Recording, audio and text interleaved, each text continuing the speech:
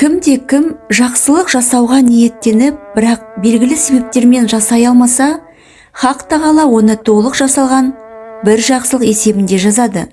Егерде жақсылық жасауды ұйғарып, әрі оны жүзеге асырса, Алла Тағала сол бір ғана жақсылығы үшін 10 сауаптан бастап 700 есеге дейін, тіпті одан да еселеп сауап жазады дейді. Әрбір таң арайлап атып, Аллахтың құлдары ұйқыларынан оянып жатқанда, көктен 2 періште түседі. Бірі: «Уа Алла Тағалам, дүние мүлкін игі жолға жұмсағанның дүниесінің орнын толтыра көр» десе, екіншісі: «Уа Алла Тағалам, жиған тергенін жұмсамай, тығып отырған сараңды шығынға ұшырат» деп дұға жасайды екен. Садақа бергеннен адамның дәулеті еш уақытта ортаймаған.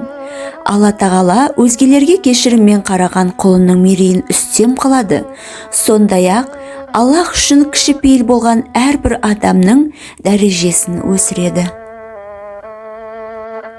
Торсығының аузын буып, дүниеңді тығып ұстама, әйтпесе Алла Тағала да саған берер ризығын байлап тастайды деседі.